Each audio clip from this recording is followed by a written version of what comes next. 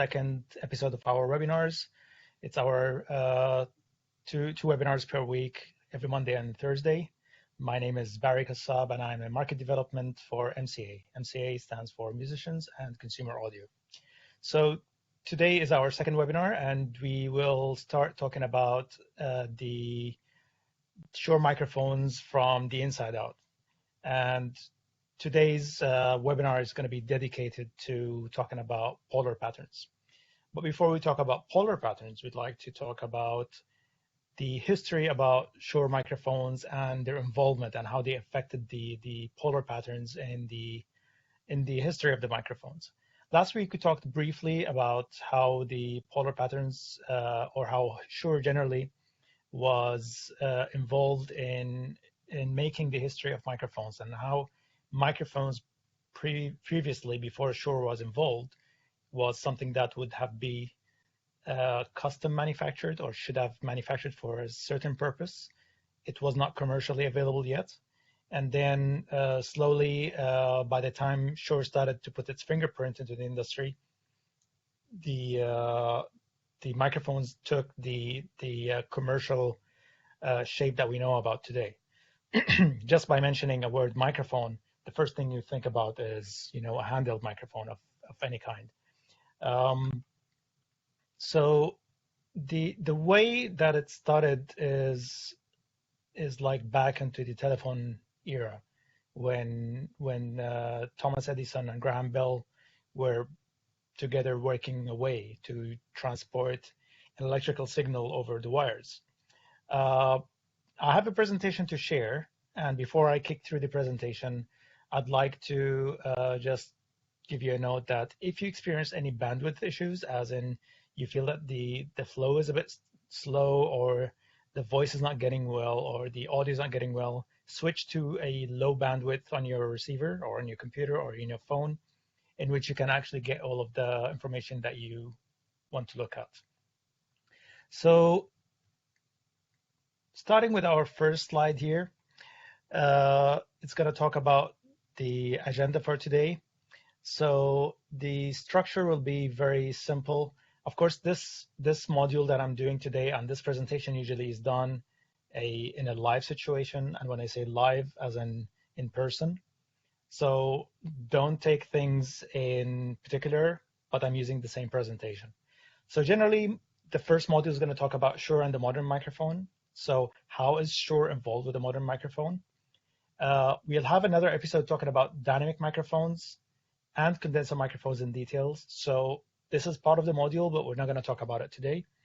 And then we're going to have a microphone operating principles, as in exactly how the dynamic microphone works from the heart of it onwards. And of course, there's a dedicated webinar for that. Today's webinar is going to talk about the first module, with also covering the polar patterns. Now, the reason why I've chosen this is that, in my opinion, as an engineer, that this is the most misconcepted topic about microphones. People, when they choose microphones, when they look at the polar pattern, this is something they don't really take in consideration. The only thing they think about, it feels like it's an option. It's the same way when you look at automobile, a car with, a cruise control. Yeah, it is there. I know how to use it because I use it. But what about other things related to cruise control or other things related to other options in the car? A lot of people don't even know these options. And from the time they buy the car until they sell the car, maybe they never even use it. So until you know about these, you start to look at them with a different angle, and you go like, for this purpose, I need to use a supercardioid. Or for this purpose, I need to use an omnidirectional microphone, and so on and so forth. Before I kick into the next slide as well, I'd like to welcome on board one of the very renowned engineers.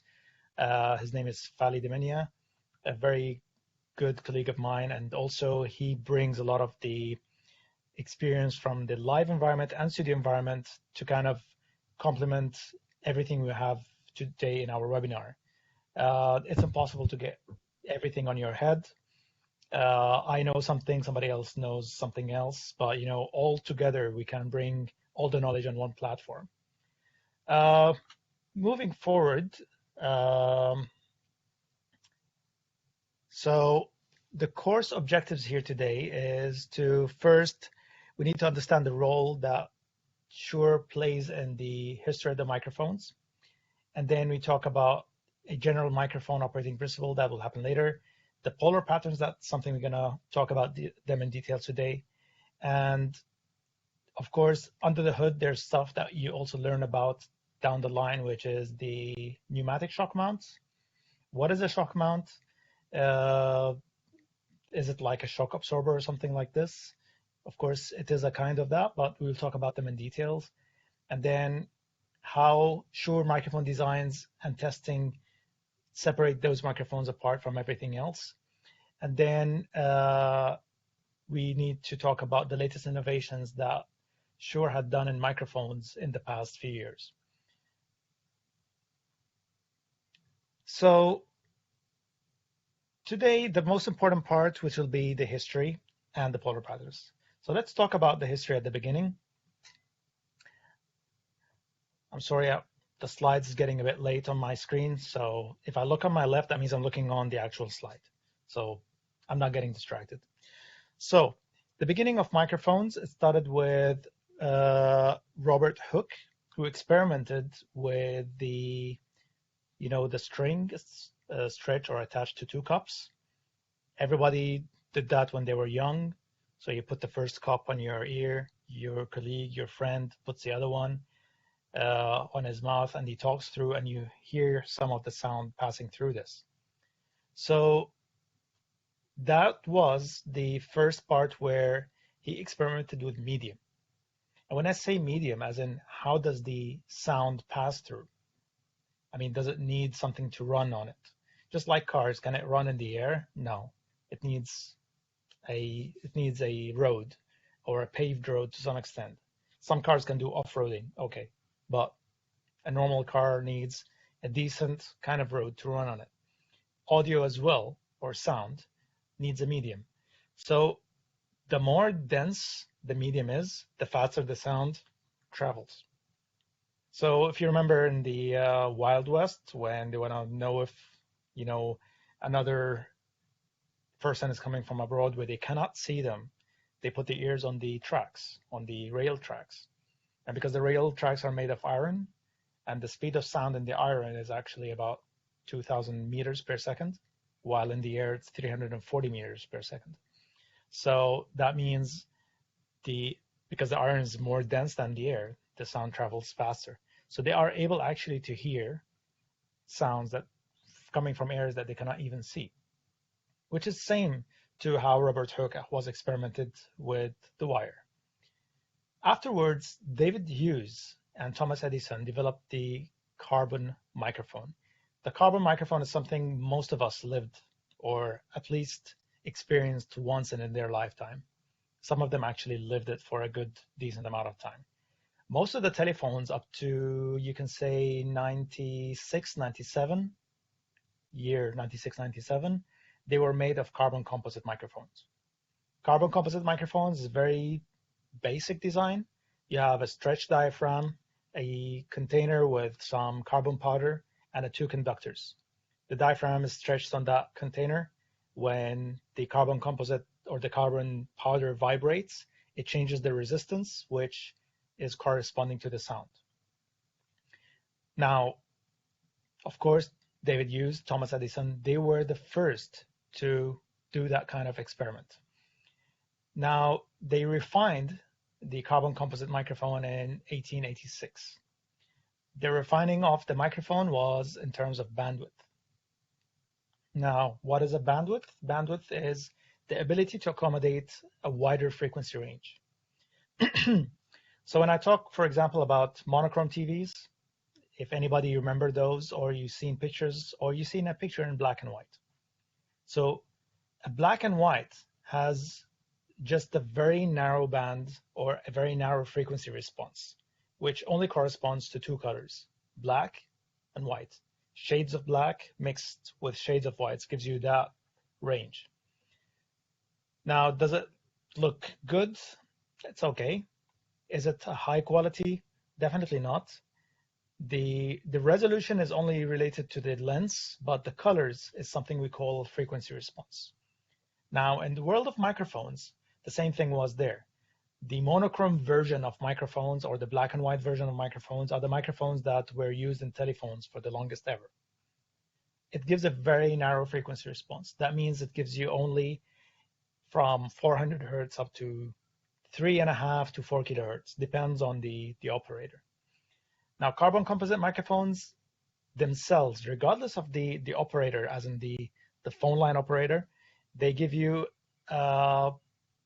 probably down to 200 hertz, but nothing above 4 kilohertz. Reason simply is that the carbon particles, they can oscillate, or they can create that motion inside up to a certain frequency, and then it stops. And that is the main reason why the bandwidth of the carbon composite microphone is very limited. Now, when they refine the carbon composite microphones, they kind of extend the frequency response slightly bigger by two things. Number one, putting a bigger container and a larger diaphragm. Now, why did they use that? It's simply for orchestras. So now we're doing a live stream. You can see me, you can hear me, and we're not even physically in the same space.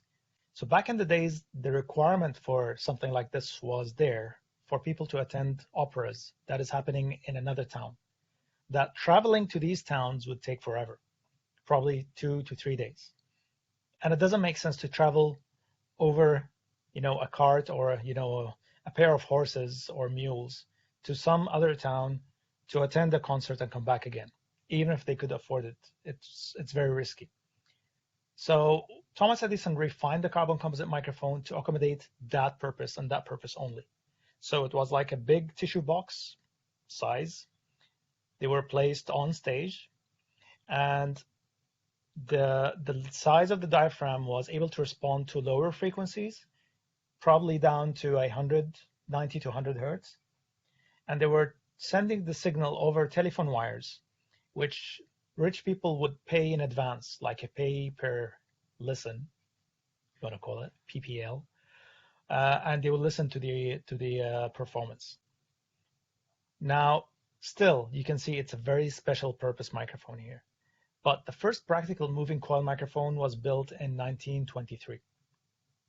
So there was nothing before that as in a practical moving coil microphone. Now, what is a moving coil microphone? It's simply a wounded coil stretched on a diaphragm moving in a magnetic field, just like any speaker. If you see any speaker driver, a speaker driver has that dome which covers the coil from the dust, and behind the coil, everybody have seen a magnet behind the speaker. A lot of us played with it when we were young. That is a magnetic field. And Faraday's law in electromagnetics, it's very simple. Any conductor moving in a magnetic field would generate electricity. Any electric current moving into a conductor in a magnetic field would create magnetism, or without a magnetic field. But I mean, the magnetic field is just used to detect it. And that's why we get the noise or the hum from, electricity around us, because the wires in the wall are emitting electromagnetic waves that can affect other devices in the room. Now, the first microphone in history built for the commercial use was built by Shure in the 1930s. A lot of us know it as the 55, which is the Fat Boy, the Super 55. And it kind of looks like that microphone here. I'll try to bring it closer to the camera. A lot of us remember that microphone. That was a reversioning of that microphone, which was the 55S. But the early builds of the moving coil microphones were with the Super 55. The microphone was, the grill of the microphone was coming from the famous Oldsmobile.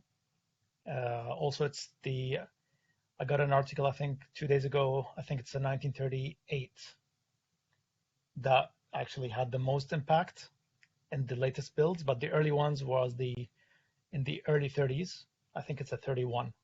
So the founder of the company, Sidney and Shure, had an Oldsmobile that he loved so much, and he loved the front grille, and he kind of made the same shape from the front of that grille. Now, moving forward here, let's switch to the next slide. The most important part about that first microphone, which is the Model 55, is the slogan attached to it. So before that, all the microphones were omnidirectional. Now, what does omnidirectional mean? Omnidirectional means that you cannot aim a microphone to you to prefer or to choose a sound source over the other. So nowadays, when I want to hold a microphone, I simply hold the microphone and I aim it to me, just like this microphone is aimed to me, or if this one was connected, it has to be aimed to me this way. But in some of the movies, you find the microphone put this way. Do you think it's going to work? No, because this is not the favorable side of the microphone. This is not where the pattern of the microphone is working, and this is what we're going to cover today in details. So that means in order to make the microphone work for me and pick up my sound, it has to be aimed to me. And with this, that was the birth of the first polar pattern in history, which was called the cardioid. Sorry, I just got a call on the phone. So with this, you can see that the cardioid polar pattern itself was born by the time Shure invented the first unidirectional microphone, and that was called Unidyne 1, or just Unidyne, and that was in the late 30s, like in 1939. And the slogan, as you can see in the screen, it says goodbye feedback. Very simple. I mean, today it doesn't mean anything. I mean, obviously you don't want to have feedback in the microphone. But back in the days, feedback was something you cannot avoid, because the microphone, as I can say, it cannot be directed. So if I have the PA system towards the people and I'm holding the microphone still be able to pick up the sound from the PA system, regardless of the orientation. Now, I'm going to do a quick test with this microphone. And I'm going to let you hear how does an omnidirectional correspond regardless of the direction. So now this microphone is in action. Probably if I hold it regardless, like this way, it still works. This way, it still works. And I think you're still able to hear me anyway. So you can see I can even hold the microphone whatever I want and it will still work. And I can see actually my level is kind of popping in. It's of course not as loud as a directional microphone, but if I gain it up by pushing a bit more gain here, so maybe now it's kind of, yeah, I can see that now it's much better. So regardless of the direction, I can see even the level on my mixer down there, it still works. 1, 2, check, 1, 2, check, 1, 2, check, 1, 2, check. It's still the same. So this is what we call the omnidirectional. And then most of the times you find it with a circle. Let's see if that has something here. No, but if you check online, any microphone with an omnidirectional, it will have a circle. And that circle usually corresponds to how the microphone is sensitive. That means all of that lines are sensitive lines. Anytime the line quenches somewhere, that means it's getting less sensitive. And if you look at the drawing here in the screen, in the black part, you can see the heart, and that's where the cardioid name came from cardio. So that point at the top, that is where the least sensitive part of the microphone is. A very famous microphone that everybody uses is the SM58. So try to plug it in.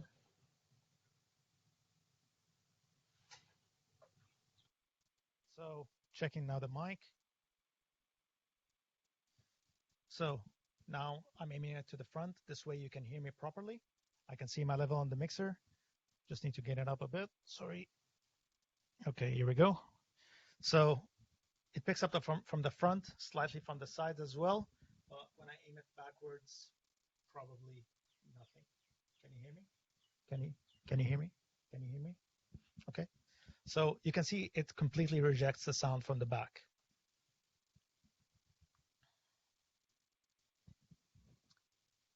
So it seems I'm not getting audio. Let me just check. Check 1 2. Check 1 2. Are we getting audio? Fali?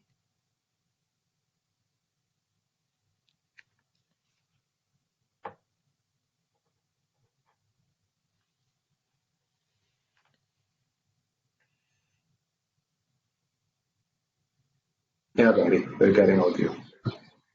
Okay. So moving forward to the next slide.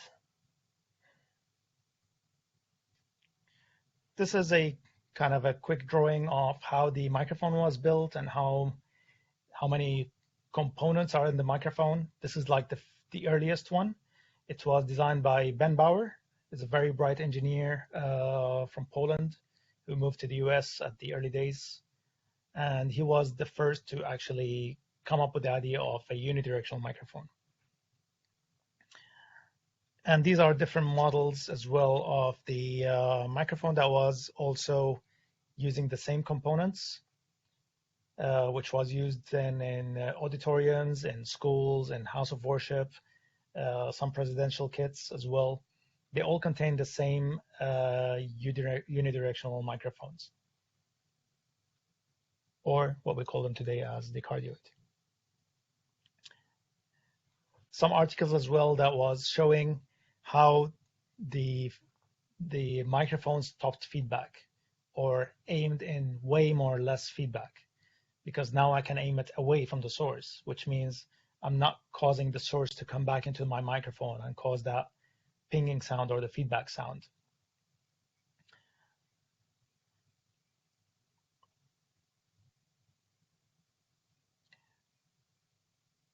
So the unidirectional microphone had a long phase of modifications that went through. And one of the major modifications on the microphone was changing the polar pattern. And the reason why the change in the polar pattern happens is that because also the music became more complicated. So in the early days, there was not a big amount of musicians on stage, or the music was actually picked up from the background. People can hear it in an orchestra, but then they were starting to get leaks into the microphone. So the mic started to pick up some of the bands in addition to the vocalist. And the update to that one was a new polar pattern, which was just switch to that slide. Of course, before I go into the other pattern, there was a 55S, which is that one here. The 55S is just a smaller version of the Super 55, the earlier version, the bigger one, just because TV broadcast started. And because TV broadcast started, the microphone was quite big and it will cover pretty much half of the face. So there's nothing left from the artist anymore.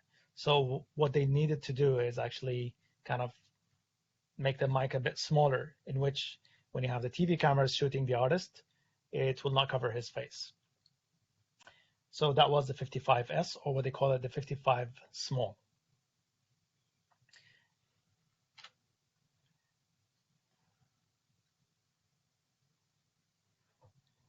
Then after that, they thought about a different polar pattern. These are articles about the 55S, which also had something called a multi-impedance, which means now you can actually extend the wire of the microphone. And by the way, before I talk about as well the polar pattern, again changes. I'm going to talk about the impedance changes. And what do I mean by impedance is that the lower the impedance of the microphone, the longer the cable can be extended. So previously they were connecting the microphones without a transformer. So inside the mic, there was no transformer. And the length of the cable should have been maximum about 5 to 10 feet. But anything longer than this, you get a loss in the signal, or the sound starts to get a bit dark. So adding a transformer enabled the user to get longer cable. And when I say longer cables, like way longer cables, like maybe up to 200, 300, 400 feet, can be even up to 700 feet. And that is significantly longer versus the 10, 5 to 10 feet. The change in the polar pattern after that was the supercardioid. And when I say supercardioid, it doesn't mean better cardioid, or doesn't mean a supercharged cardioid. And a lot of people ask me this question: hey Barry, what is better, a cardioid or a supercardioid? I mean, isn't the supercardioid better? It's like, that is a wrong answer. It doesn't mean super meaning it's better or worse. It's a name that they called it just to distinguish it from the cardioid. Now, what makes a supercardioid completely different than the cardioid? There's only one commonality here between the cardioid and the supercardioid, is that the front sensitivity is the highest. And the supercardioid actually adds a bit more, extra on the front in terms of gain before feedback. But the most important part about the supercardioid is that it has 2 rejection points. And when I say 2 rejection points, this one has a single rejection point, which is at the back of the microphone. And the supercardioid in that case has 2 rejection points. These 2 rejection points are close to the side of the microphone. They are not on the back anymore. Now, how does that help? It actually helps quite a lot when you have a band on stage. So I'm going to plug in a microphone right now. It's a supercardioid, Beta 58. Everybody knows that microphone. So we're going to check how it corresponds to the audio. So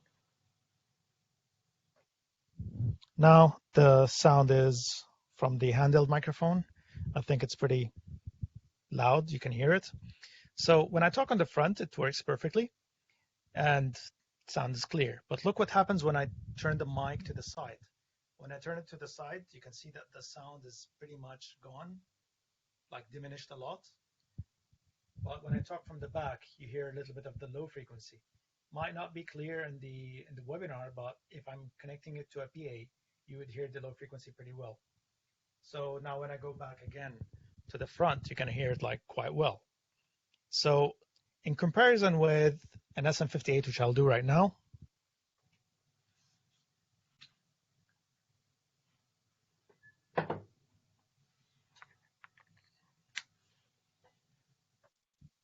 so this is a cardioid microphone, and going to the side, you can still hear a decent amount of audio compared to the supercardioid.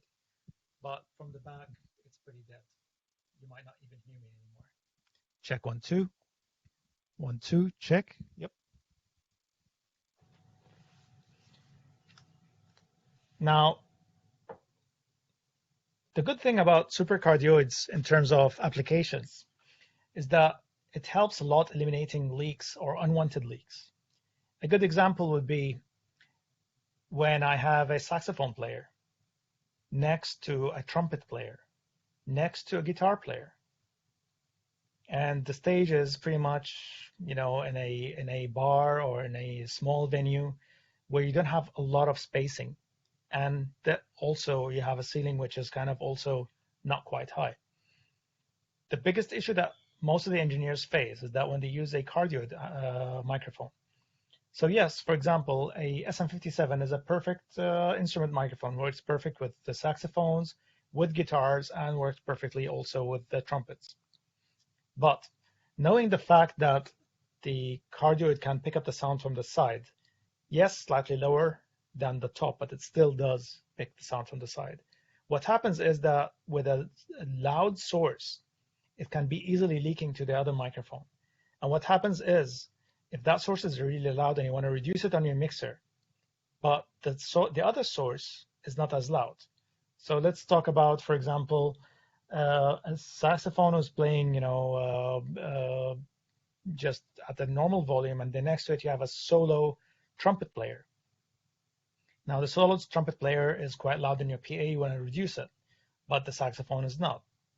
What happens is that the saxophone microphone is picking up the trumpet either or. So, not either as in addition to his current microphone. And even if you kill his microphone, you still pick up the leaks coming into the saxophone. And that doesn't sound good anymore. So what happens is that you need to add another measure of rejection, which is rejection from the size of the microphone. And that's where the supercardioid becomes very helpful. So you can see that the kind of application is where it is making the difference. Okay.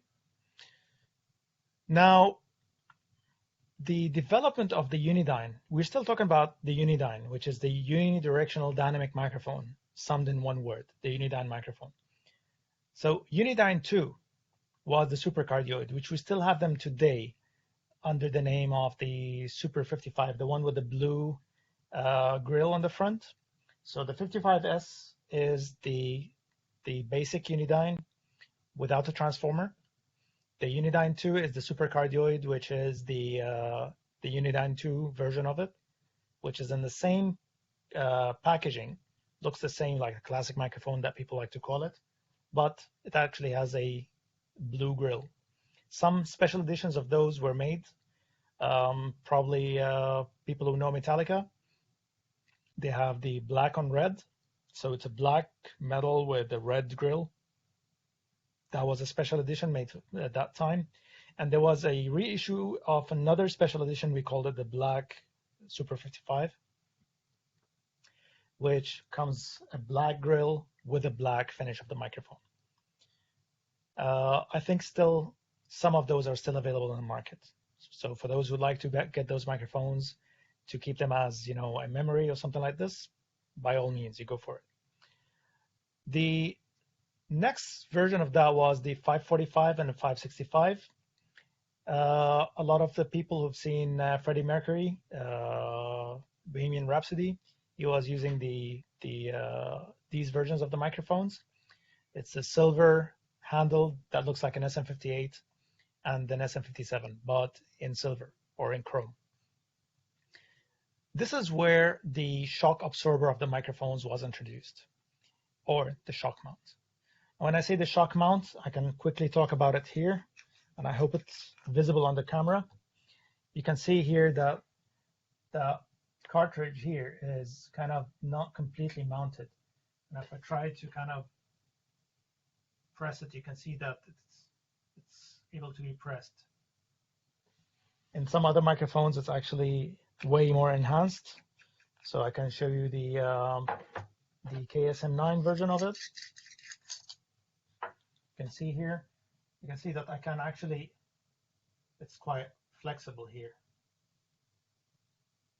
So the microphone is not completely mounted on the microphone. The cartridge is not completely mounted on the microphone. So that means it's kind of suspended.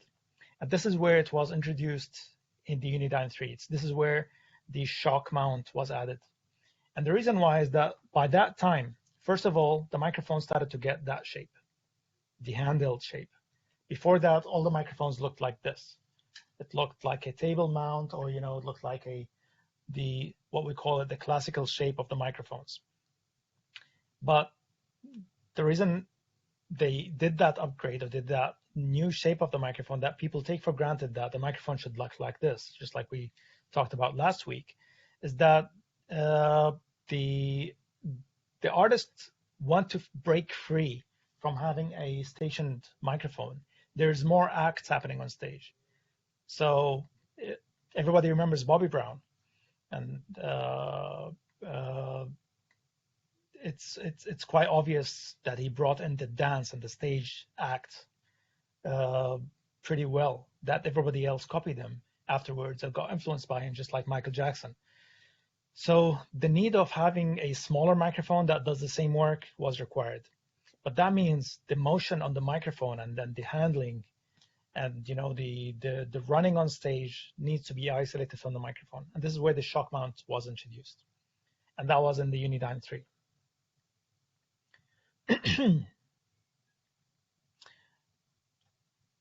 And here we can see them, the 545 and 565. So the 545 is the early version of the SM58 that we know today. And the 565 is the early version of the SM57. The major differences between these two microphones and what we have today is the impedance selection.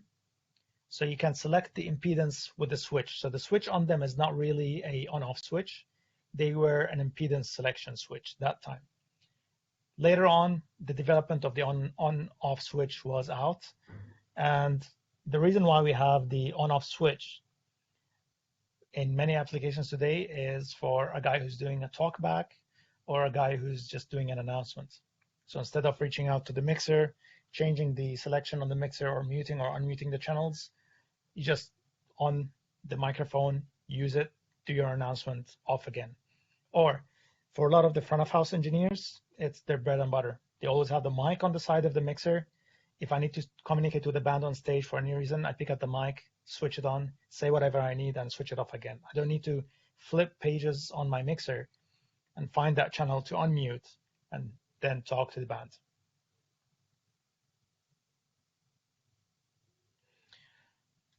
These are other shapes of the 545 Unidyne 3. So it came with different mounts. You can see that the tabletop mount, the same mount that is with the Super 55 or 55S, the flexible mount of the microphones. All these versions were available back in the days. Most of them are discontinued, but there are still other versions of the 545. There was an early version for the, some of those were carried over to the SM57 as well.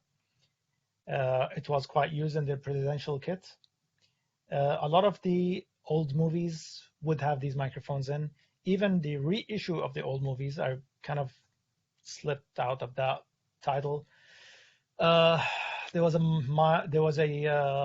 movie about the Cold War time and the espionage happening that time. And from the beginning of the movie until the end of the movie, all these microphones were showing in that movie. Now, moving forward, the enhancements in the response of the microphone also were introduced. So Shure were the first also to add enhancements on the frequency response. Now, when I say frequency response in the microphone, we initially talked about the bandwidth on how much the microphone can pass through in a bandwidth. So the carbon composite was limited between 400 or 200 hertz to 4 kilohertz. But then with the birth of the dynamic microphone or the cardioid microphone that Shure invented, the bandwidth suddenly became way wider. We started talking about 60 hertz to up to 16 or even 18 kilohertz. That is completely like a day and night. It's like the switch between a monochrome TV and a color TV. Now, when I say that switch, it doesn't mean it's a full HD, but it's a massive switch. But later on, in addition to this, we started adding emphasis, or we started to add some coloration on the microphone. It's not drastic, it's not massive, but a human voice got a lot of complexity tones into it. The most important tones in the communication that people really need to get the clarity in a microphone is in the high frequency. Now, an example would be if I try to cover the microphone. Last week I did something like this, or if I try to cover my face. So if I start talking like this, then not all the letters sound the same. Some S's sound like F. So I say star and far. They star and far versus star and far. Kind of the S and the F creates the same kind of noise on the microphone. So if the microphone bandwidth is limited, like a carbon composite, like the phone line, even to a very close date to now, I think in 2009, 2008, before the 3G was in, we were like, we noticed the big change in the sound over the phone. If somebody goes into a slightly less coverage, you start to feel the change in the tonality on the phone. So the requirements for phonetics back in the days was actually to elaborate on those. So when I say stone or phone, I need to say what's the first letter. So I say S for sugar or Sierra, or say F for fox, and that makes a difference. Now, in the 545 or Unidyne 3, the emphasis on the frequencies added in, which is we need less bass on the vocal mic, but we need more treble on the vocal mic. So we added an enhancement, as you can see in the graph, that there is a kind of enhancement from about 2 kilohertz up to 8 kilohertz, which is about around 3 decibels, 2 to 3 decibels boost on treble. That makes the vocal mic a vocal mic. So today when I say it's a vocal mic, automatically I understand that it has the vocal enhancements on the microphone to make it clearer for vocals. Now, going into the next slide.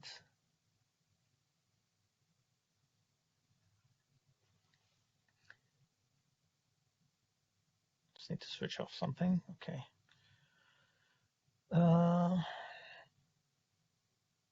Okay. Now, when I talked about the reversions, here we can see the reversioning of them. So this is the birth of the early SM58 and SM57s. They were still kind of taking some of the mounting characteristics that they had in the 545 and 565, which were the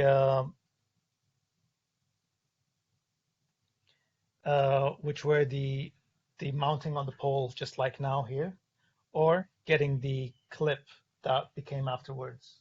Let me see if I have one here. Yeah, that's a clip. That kind of clip. So that was introduced in the SM57 and SM58. So before that, the clip was not existent. We were still using the screw mount, as in using the same body of the microphone to be screwed on the microphone stand.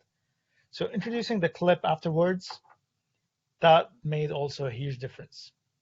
Now the microphone became smaller, which is that form factor.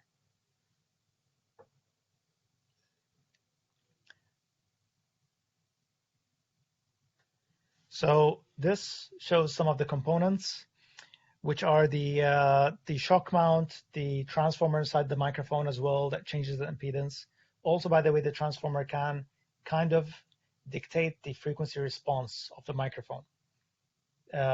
In physics, generally, coils, they absorb a lot of the low end, while when the low end is absorbed, it leaves more room for the higher frequencies.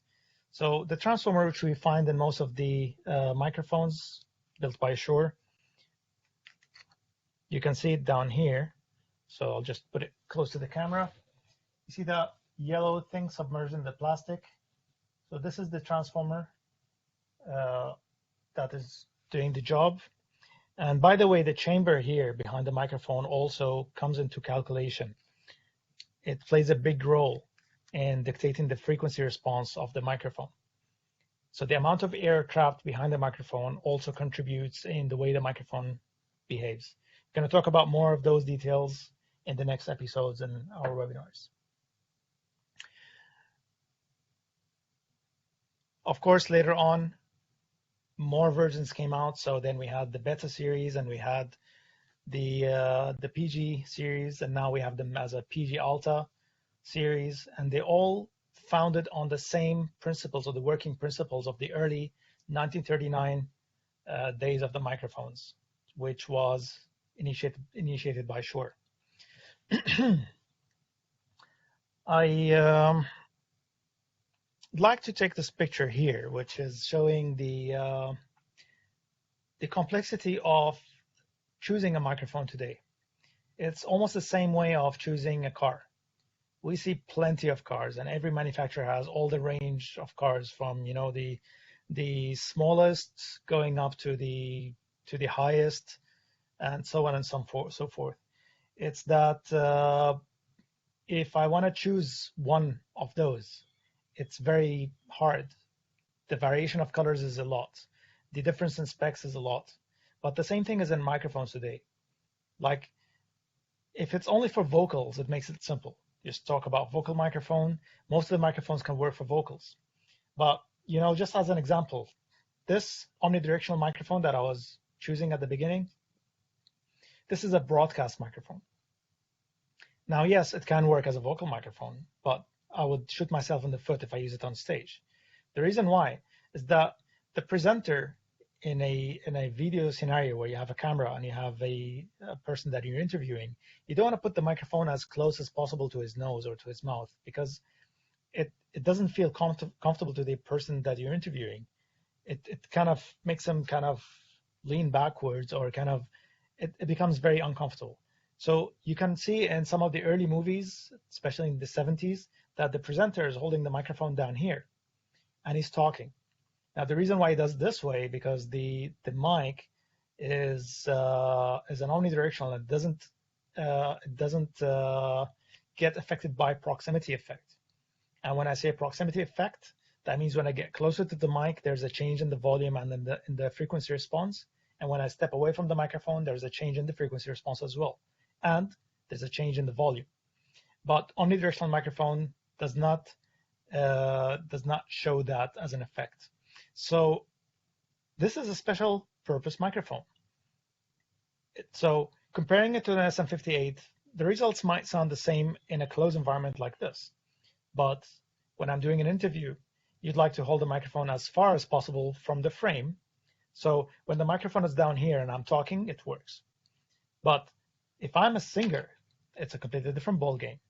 Now, quality is more important here. I need to hear all details because I'm performing here. It's not about sending a message only, it's about performance. So that means then the microphone has to be within a certain proximity. Now, of course, there are more dedicated microphones that can combat this. An example would be a KSM8, for example, here. This is one of the latest microphones. We'll talk about this in details. This is the wireless version of it. This is a microphone with 2 diaphragms, which actually manipulates or plays around the game with polar patterns. Now, how does that game, or how does that be manipulated? Simply, we just mentioned that the omnidirectional microphone does not exhibit issues with proximity. Now, also, certain frequencies behave in a different polar pattern. That means a lower frequency register does not behave the same way as a high frequency register. So an example would be, this microphone here is picking the sound from me. It's aimed to me and it's a cardioid microphone. So if I turn the microphone slightly off, so let me put the microphone slightly off. The first thing that you lose is the high frequency. High frequency becomes less, but the low frequency is kind of still there. But when I aim it to me, the most important part becomes the high frequency. So that means lower frequency are less directional than high frequencies. And if you try to kind of remember, if you have a home theater at home, if you have a subwoofer in your home theater, doesn't matter where you put it. You find manuals, they put them in the top right corner, or in the back right corner, or in the center, or in the far left corner. It doesn't make a difference because base frequencies are omnidirectional. Now the KSM8 plays around that behavior. So KSM8 acts omnidirectional to low frequencies, in which the low frequencies are not affecting the microphone by adding a boost on it, like the standard cardioid microphones, where low frequencies kind of add or become louder on the source or on the microphone. But to the rest of the spectrum, it's still a cardioid microphone. But we're going to go into that in more details in one of the episodes when we talk about these microphones.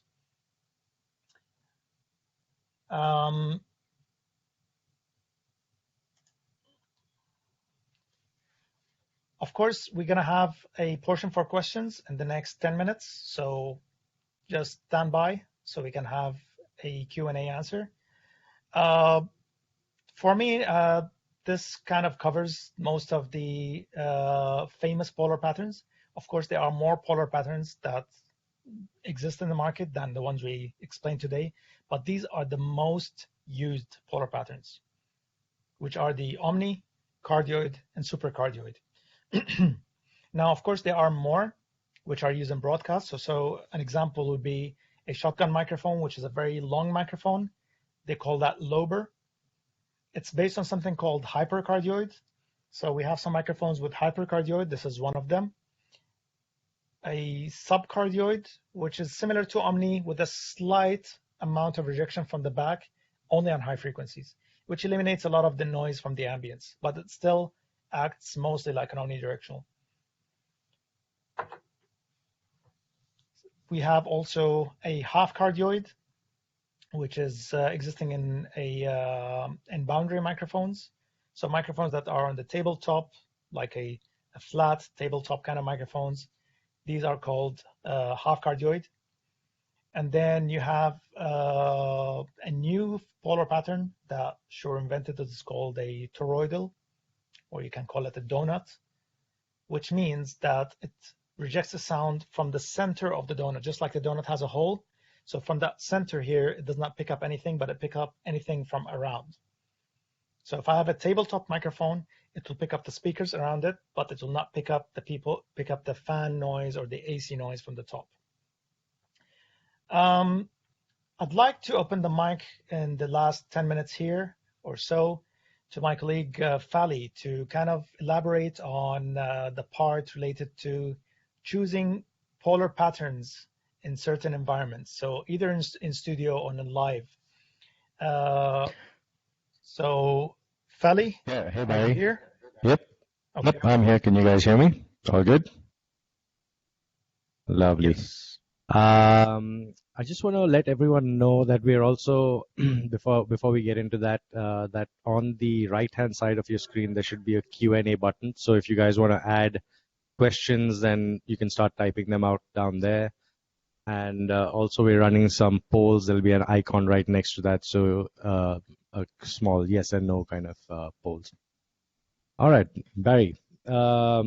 Choosing microphones in a live scenario, yeah? Could be live also or in studio. So I know that you did a lot of studio sessions with A.R. Rahman.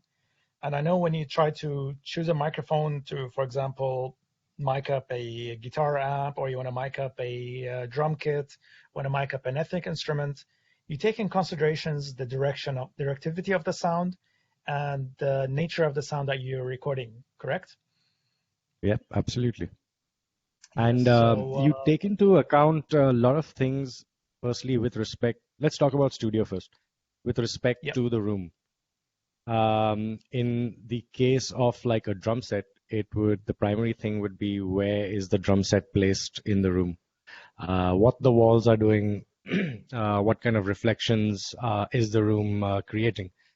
And you choose your microphones based on these various factors. Sure, you can, grab whatever you have on a wall and throw it on the drum kit and to an extent hope for the best. But the right selection of the mics, specifically the mics that you use for overheads and the mics that you use for room mics. Very, very important to be careful about selection of these microphones. Now, for example, there is a room, in fact, in Mumbai, a very, very famous studio. And it's an extremely live, tiled room. That's the sound they went for. In that kind of a room, I remember the first time we visited there, we experimented with, cardioid microphones for the room. And just as a, last minute thing, we were like, oh, let's just, choose, they had a pair of bidirectionals there. Like, let's just use bidirectional so we capture from the front and capture from, what's happening at the back. And the difference was difficult to put into words. Because suddenly it's almost like you listen to the drums, basically, like, let's say, just facing the drums. and now it almost seems like you're in the drum room where the drum is being played. So it's that kind of a drastic effect that you can have when you switch sometimes from cardioid to bidirectional or to omnis. And most often you'll find in specifically for drums, percussion, chorus sections, violin sections, string sections for that matter, they're always using bidirectional, and in some cases they're using omni because they want to capture the string section. They also want to capture what the room is doing. So the ambience, picking up the ambient sound was Oh, something that. no question about that. Yeah, Yeah. because it's like yeah, you can have a tiny mic that's 1 inch away from what you want to pick up, but you have to think about it in a way that you're never going to listen to that instrument from 1 inch away. You're always listening to the instrument from maybe a few feet away. So typically, when you use room mics, what you're doing is, yes, you want to capture the instrument, but you also want to capture what the room is doing. And some of the most, if you go back in history, some of the most famous drum recordings, right from the days of, I'd say, Bryan Adams to Aerosmith to Guns N' Roses, those were all done in reasonably big-sized drum rooms, and those were a lot of them were done with bidirectional, and the room mics were bidirectional, and the room mics were omni. That is true. That is true. Yes. Yeah. I think one of the perfect examples of the figure 8 or the bidirectional microphones that we have are the KSM 313 and the 353. Also, we have some capsules that comes on the Beta 181 that has the figure 8. Sorry, of course, I missed that one because I didn't have it in front of me and I was not reminded about the figure 8. But just a quick explanation on what the figure 8 is that imagine if you have two SM58s kind of, or two actually Beta 58s, just back to back, one picking up from that side, one picking up from that side. And from the middle here, it's like no pickup at all. So the polar pattern looks like a number 8. They call that a figure 8 or a bidirectional. And that means the mic is picking up from the front and also picking up from the back, whatever the room sounds like. So sorry for missing that out. Yeah, keep going. Sorry. Yeah, and when we come to live, and especially when we come to most instruments, drums and singers especially, you have to be very careful when choosing a microphone with the right polar pattern. And two reasons for that. Number one is if you have an artist that uses mostly stage monitors, you need to be very careful of where those stage monitors are placed. So if I'm using, let's say, an SM58, which is a cardioid polar pattern, yes, I can have the wedges right in front of the artist. Now, if I, on a certain day, switch to a Beta 58, now that might start creating a problem because the Beta 58 is a supercardioid pattern. So now if I have those wedges in the same place, I'm actually picking up the wedge sound from the back of the microphone. So that means your gain before feedback now suddenly comes way down. The solution for that would be to actually shift the wedges off to the sides where it's in the rejection zone of the Beta 58. So that's, something like that is very, very important to know about the microphones. Yes, first thing is we gravitate towards what they sound like, but I think something more important and what will dictate where you use the mic is the polar pattern. It's very, very important, I feel, to read polar patterns, or at least to have a look at the polar pattern from the manual. And as far as very true.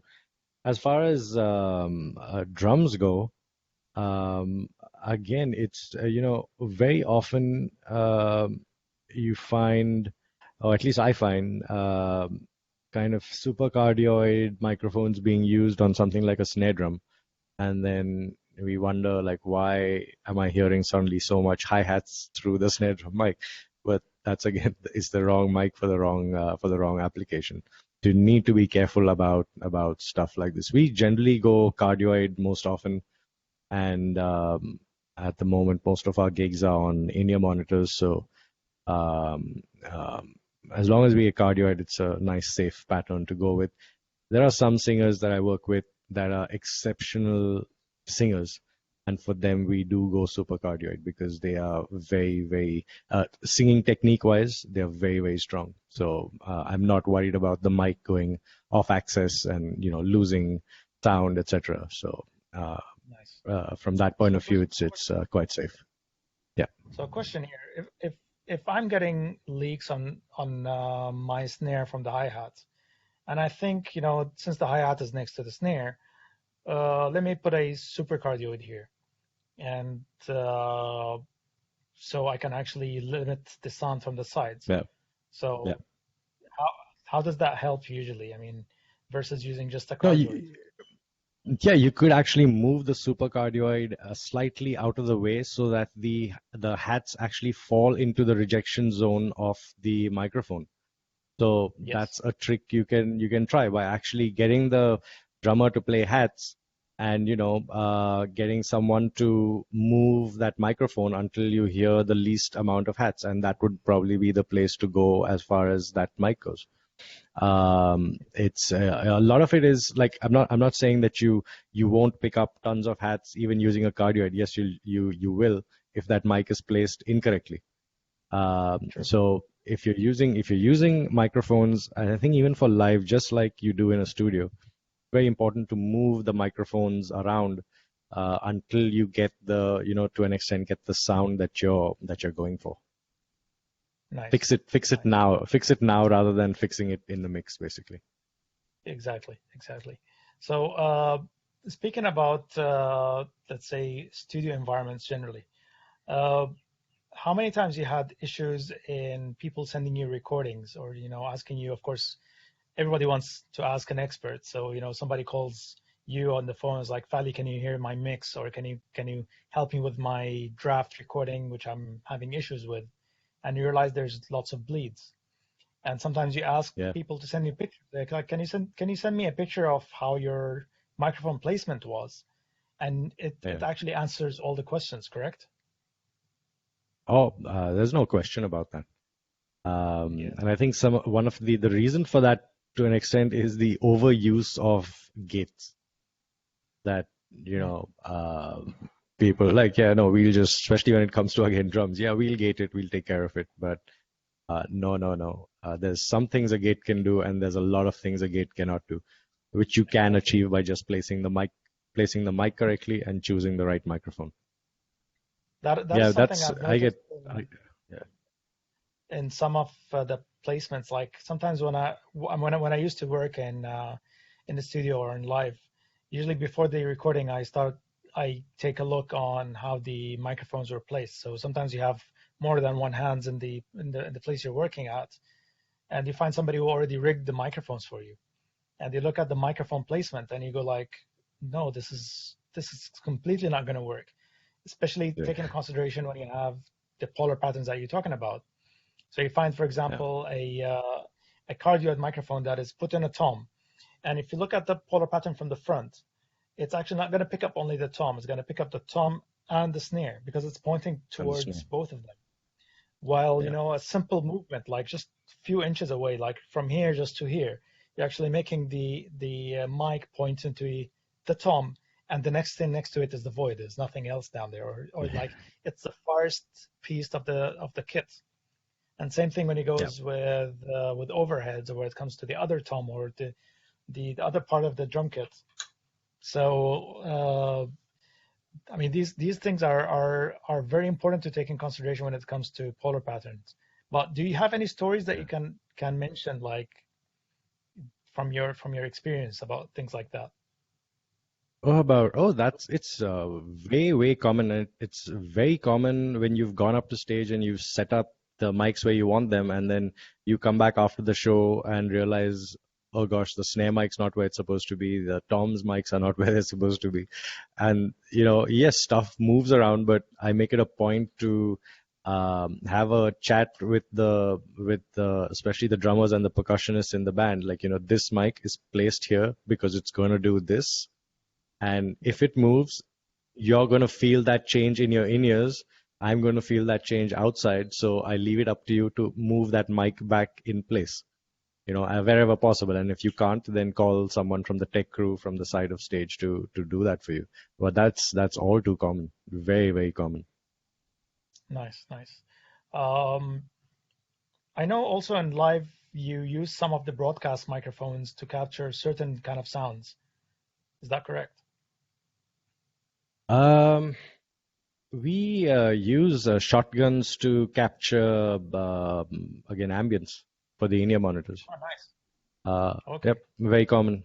Again, in-ear monitors without ambience sound dead, very lifeless. And it's a good way to bring ambience into the in-ear monitor mix without, flooding it with too much reverb. So Nice. it's That quite a sound, common practice.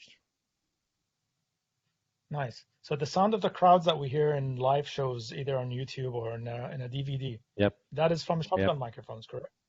That's all. That's all shot. It's all shotgun, and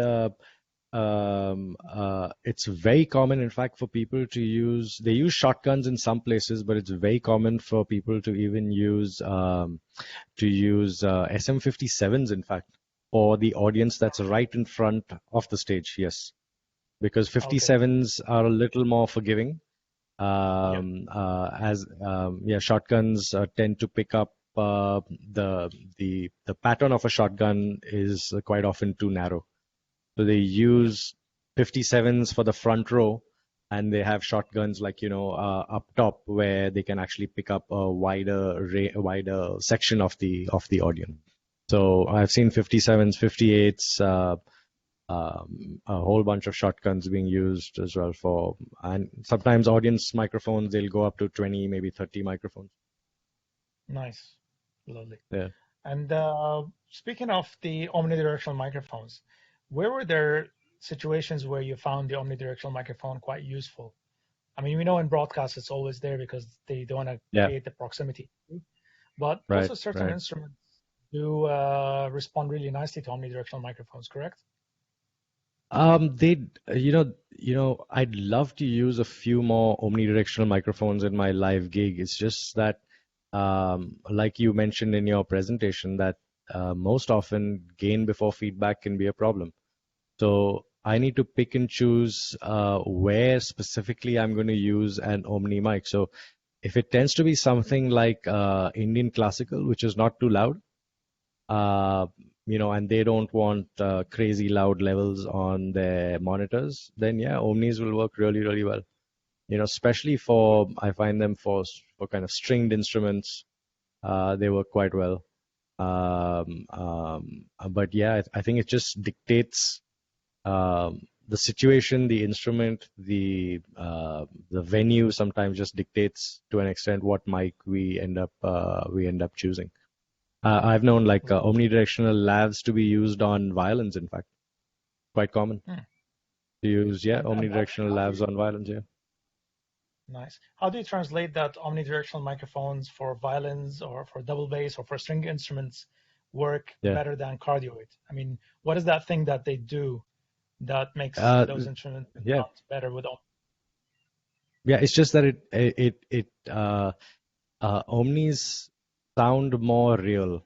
It sounds like the instrument and doesn't sound like, you have your one ear, like, 2 inches away from the instrument. So you get the instrument, yes, but you also get a little bit of, slight bit of ambience, which is very important. Nice. But then again, that being said, it's you have to be careful about where you use omnis.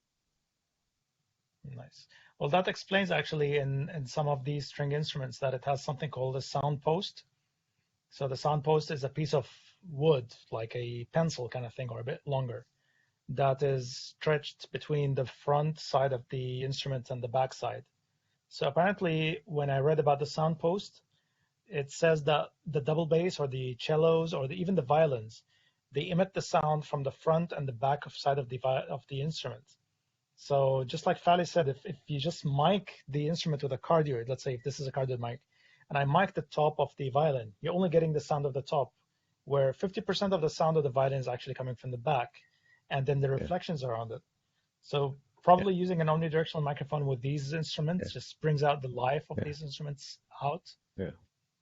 You know what, Yeah, in fact, there's one thing that I forgot, which I should have mentioned is, all the hollow body acoustic guitars that have, yes, some of them have piezo, some of them have microphones, and those microphones that are in that guitar are by default always Omni.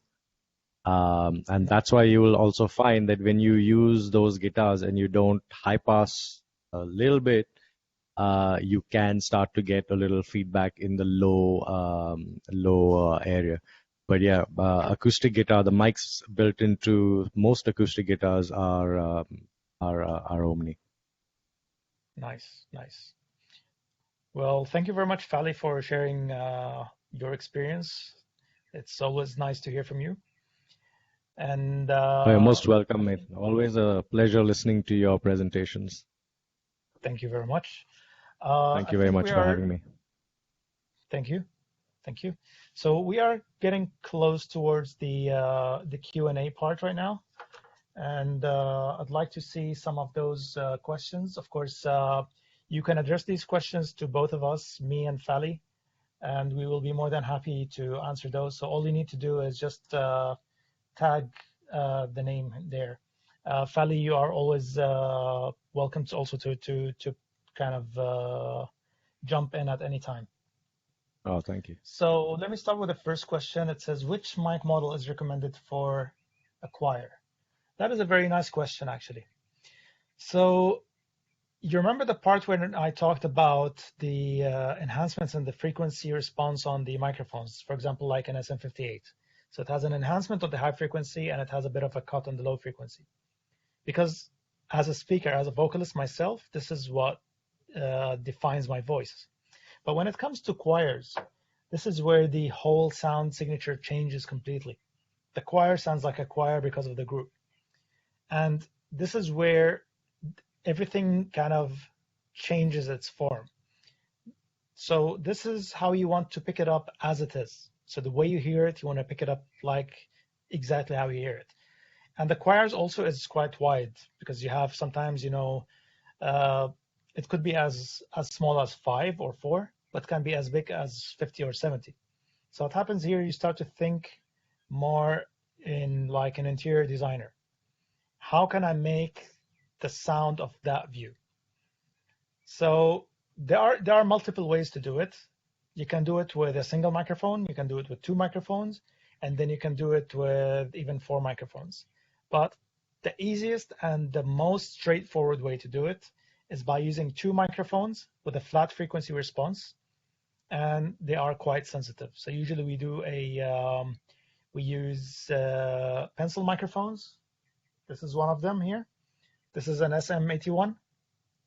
So a pair of those, one on the right side or the middle part of the right side, one in the middle part of the left side, aimed towards the choir, and then you'll be able to capture a stereo image of these of the performance.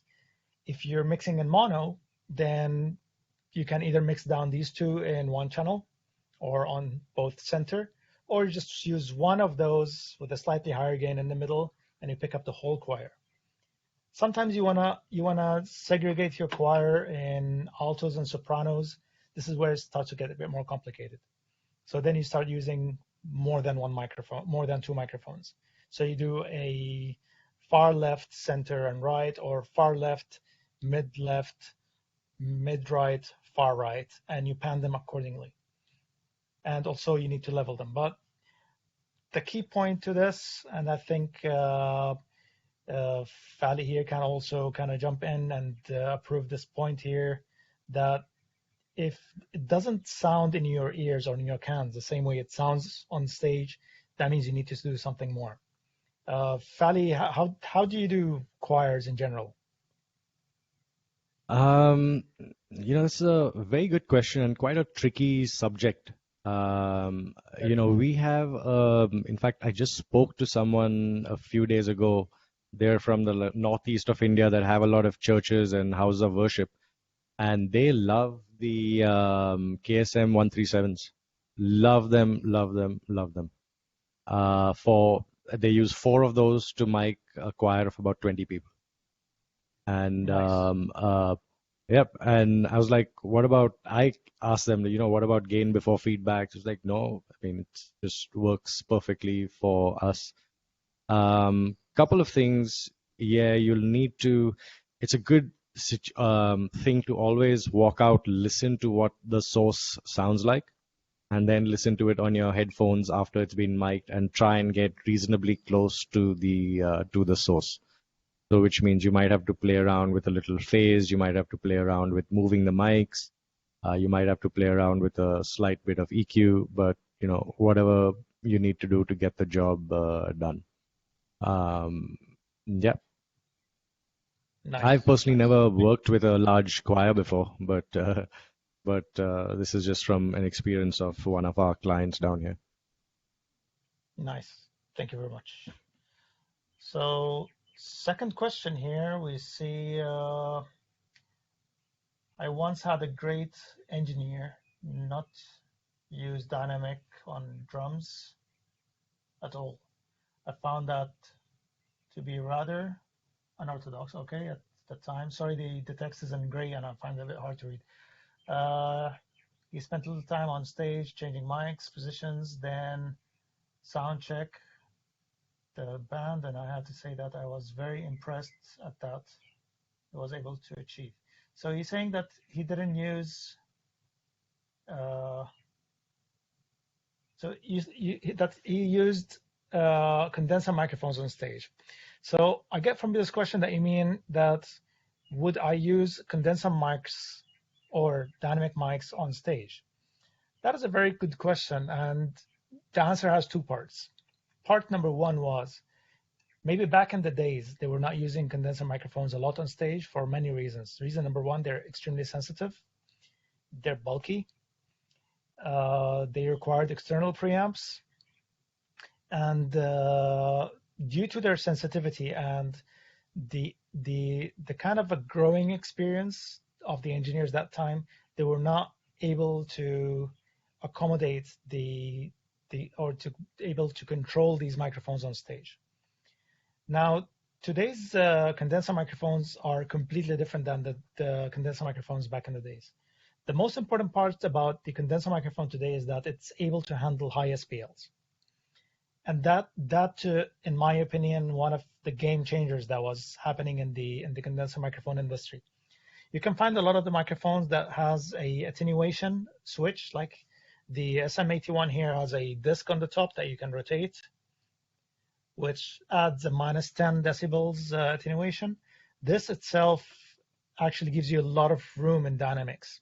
The other thing is the high pass filter, the possibility to eliminate a lot of the low frequencies that you don't want the condenser microphone to pick up. So what you say is very true, by the way. Shure manufactures the Beta 98 series, the 98 and the 98 AMP, with the Beta 181. We have, of course, the SM81, which is a very famous overhead and hi-hat microphone. The KSM 137.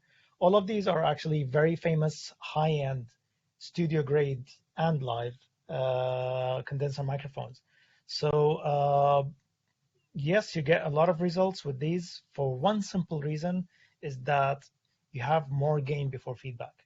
So that means you don't need to make your preamps very sensitive to get the whole dynamic range of your drum kit.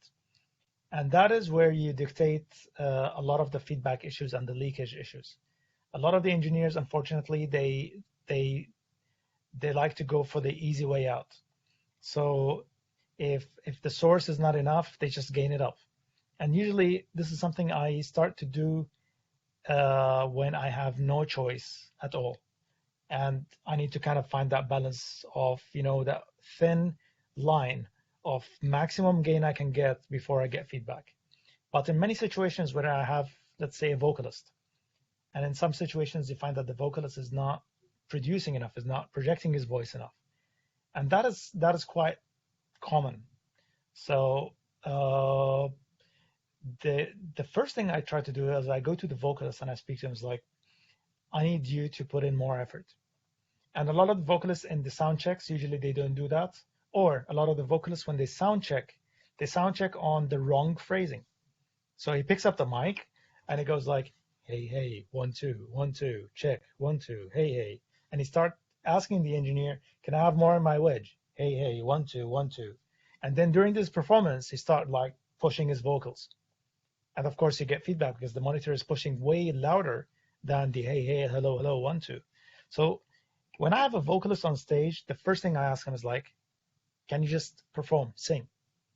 Because if he's gonna do his vocals based on, a check like a quick hey, hey, and hello, this is not what actually is gonna.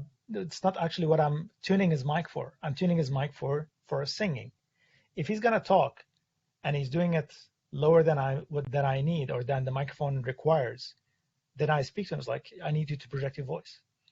And that is one of the big misconceptions about microphones, is like the mic does not collect the voice. It does not it's not like a vacuum cleaner where it sucks the voice in. If I speak quietly, the mic is not going to pick up anything. An example will be now, if I speak like this, 1, 2, 3, ladies and gentlemen, check, hey, hey, hey, hey, 1, 2. And the biggest issue with microphones is when you give monitoring pre to the time that this person is on stage. So a lot of people try to kind of save the time. They have a very small slot in sound checking, and they start putting the levels on the monitor before the performer's on stage. And they put the level quite to a level that they are sure that the guy is not going to ask him for more anymore.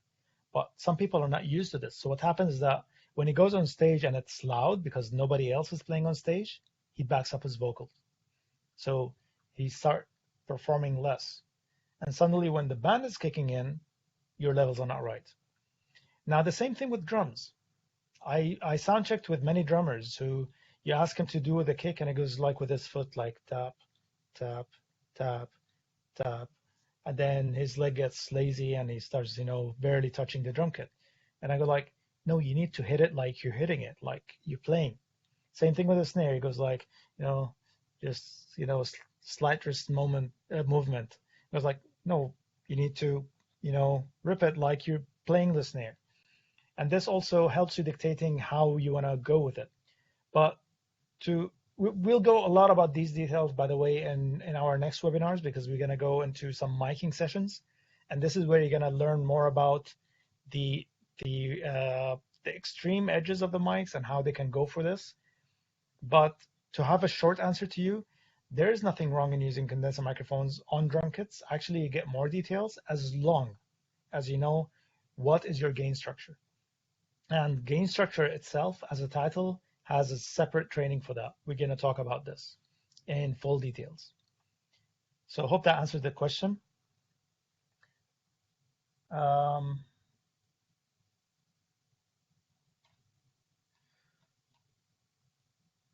So somebody's asking why the SM7B is legendary, Mike, and which instrument can be used for it. That is a very nice question, by the way. Honestly, this is an SM7B. Wait, there's one more question right at the top, the very first question, and there's a person that wants to know why the mic you are using right now sounds much clearer than an SM58. Okay, I'll hit two birds with one stone. So the reason why is there's two reasons to this. Number one, the SM7B is a flat response microphone, and it's a dynamic microphone. So when it's a dynamic microphone, that means it's not very sensitive, so it can accommodate a lot of the room issues. So my room here is quite well in terms of acoustics. It's tight. Now, is it tight enough or not? In my opinion, it's not tight enough to be considered like a take room or like a vocal booth. Behind me is a vocal booth, and if I go inside there, it's dead silent. If I want to measure it with an SPL meter, it's about 35 decibels. While here, if I turn on the AC, it's about 52 to 55. With the AC off, it's about 45 decibels. Now, SM7B is known to be able to accommodate that. The other thing with it, which makes the SM7B quite famous as a microphone, it's one of the very few general purpose microphones. It sounds good anywhere you use it. Believe it or not, you can use it on a kick. You can use it for bass cabs. You find it on every drop-down list of microphones for guitars. So you can use it to pick up a guitar cab. It works perfect as a room ambience microphone. It's the famous news anchor or radio anchor microphone. Most of the podcasters would use this microphone. Michael Jackson in his Thriller album, he used this microphone. And I think this is one of the major impacts that made this microphone even go the extra mile in most of the recordings. Anytime you need a vocalist who has a wide dynamic range, probably Fally would speak more about this as well, in a genre in metal which is called death metal, if anybody knows that genre. I'm a fan of it, guilty as seen. That kind of performance where the vocalist is growling. So that means he's pushing a lot of air. If you put a normal condenser microphone, it acts funny. It has a lot of blowing on it. But if you put this microphone, and usually they take the windscreen off, and they put a screen, a popper screen in front of it to kind of become more transparent, because now it's slightly darker with this, but fair enough for vocals. But if you're doing it as a performance where you need more throaty sound, you just take off the windscreen here and you put a popper on the front, and it works perfectly as a dynamic microphone for the studio and for like a very wide dynamic range in vocals. So that is one of the main reasons. Now, why does it sound different to the SM58? I mean, there's many reasons, by the way. Reason number one is that I already tuned my input to work with this microphone. So I did my homework in making it sound good here. The other thing is I was plugging the SM58 generally in a new channel on my desk. I didn't spend a lot of time fiddling with it to check how does it sound. And probably you noticed that there's a very big changes between different microphones that I plugged it in, and that is normal. Some microphones will have a hotter output, some microphones will have a lesser output. The mic that I was using, the black one, don't know where I placed it, somewhere. Okay, yeah, I placed it here on the table, just cannot see it anymore. That one has a built-in preamp, so yeah, here it is, sorry, that one. So this one here, this is a dynamic microphone, but this is called the VPH handle. It's made for broadcasters. So it has a built-in preamp into it. So this, with any head of the wireless heads, would work as a wired microphone, but this would sound hotter than the standard Beta 58 plugged into the desk because it doesn't have a preamp in here. So these are normal variations that changes the tonality of the microphones. But I strongly recommend everybody to not fall behind this and don't go behind blind tonality, because there's plenty of microphones that has overcoloring on them. And when I say overcoloring, that it's kind of doing a job on your behalf. So you go and you buy an X or Y or Z brand that, you know, for the first glimpse, it sounds nicer on your drum kit. But when you check the frequency response curve, you find it colored. So that means it's sensitive to more frequencies than the others. So that means it's not giving you a very true response of what the source sounds like. So kind of try to know what the frequency response is on the microphone versus a flat response microphone. So the SM7B is a flat response microphone. There are switches on the back here that you can manipulate this. So have less bass, more treble, or just less bass, standard treble, or just standard bass, standard treble, and just like a flat response. And then it becomes an instrument microphone. So it's a very good general purpose microphone. And there's a nice blog written about it with a lot of jokes as well. I recommend everybody to look for it. It's called SM57 on steroids dash SM50 SM7B, or just put SM7B dash SM57 on steroids. And there's a long article that could answer all your questions to details about what makes this microphone a legendary microphone. Let me try to move to some other questions. So why the SM7B has a lower output, although it's a dynamic microphone? And does Shure offer the perfect solution for boosting this output? Okay. That is a good question. Now, most important part about this is that the microphone, you can see that it's quite long, okay? Now, guess where the cartridge is? Do you know where? The cartridge is literally almost here. So there's already quite a distance, but that actually plays a big role in the way the microphone behaves as well. Now, lower sensitivity when it comes to microphones actually helps in giving you kind of a wider dynamic range if you can do this. I mean, how many times you use the microphone and somebody, because has a strong vocals, actually clips the microphone, makes the microphone itself distort. Now, that is one of the main reasons why you need good preamps with the SM7B.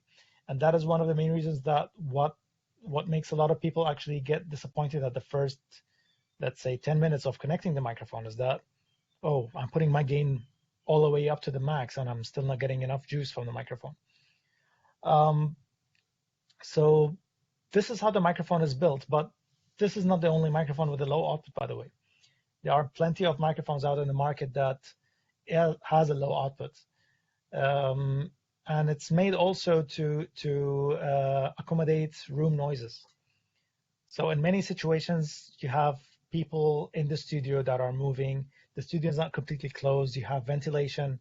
If the microphone is sensitive, it's going to pick up all of that. And this is what you don't want.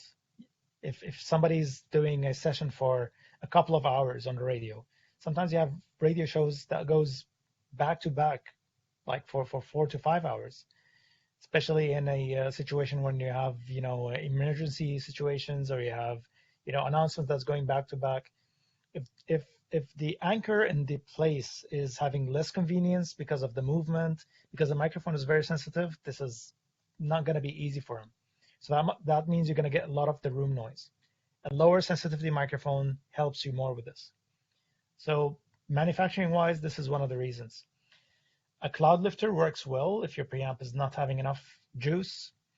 Most of the I'm starting to lose my voice, if you allow me.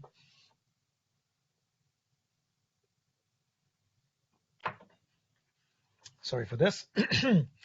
Most of the preamps that is made by Shure equipment, like the Motive MVI or the X2U, or previously back in the days when we had the onboard mixers or the outboard mixers, which are the rack with auto mixers like the SCM 820 or 810. All of those preamps are actually quite well designed to accommodate the gain required for these microphones. So I strongly recommend you pairing them with these preamps if you wish to use them on the go. If you want to do podcasting sessions, you can easily use the MVI. I'm using it down here, actually. This is my MVI. I use it with Instagram. Unfortunately, today I was doing a live stream and I forgot to send the aux back into it. So for those who are watching my Instagram, apologies. We'll try to fix that. And speaking of Instagram, I have a dedicated Instagram for broadcasting numerous news and functions about Shure. It's called Barry_@_Shure, Barry at Shure. You can follow my page and my Instagram page, and I will do more Q&A sessions once a week. I'll of course do a pre-announcement to this, and it'll be using the same SM7B through an MVI. I hope that answers the question. Moving forward.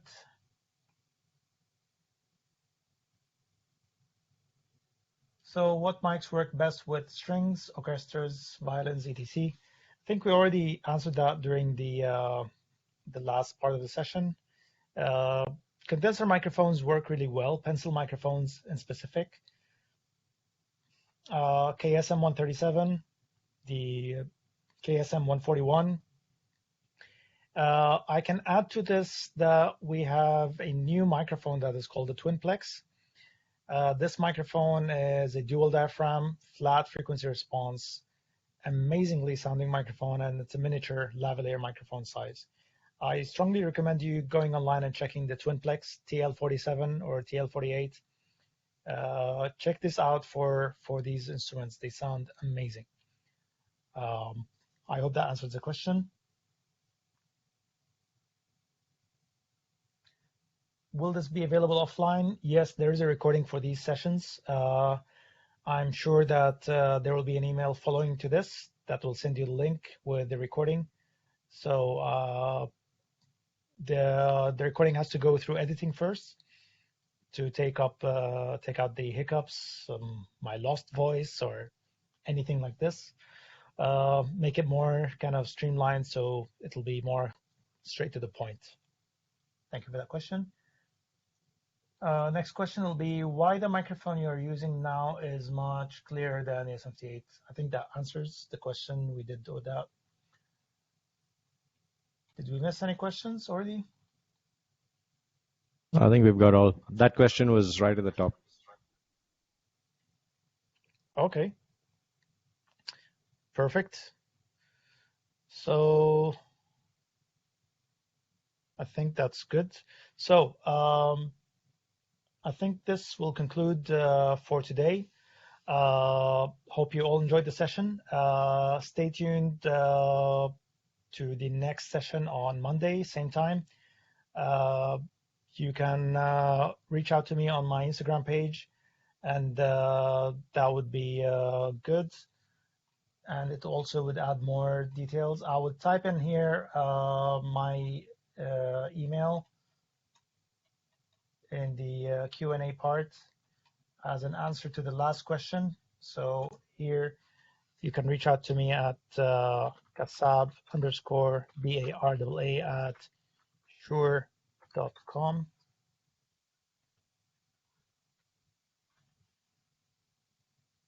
Yeah. So the last question by Anonymous would have an answer with my email. So please reach out to me anytime, anywhere, with any questions, any suggestions that you want me to cover.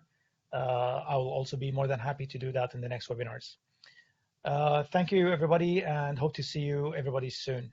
Thank you for coming. Have a good night.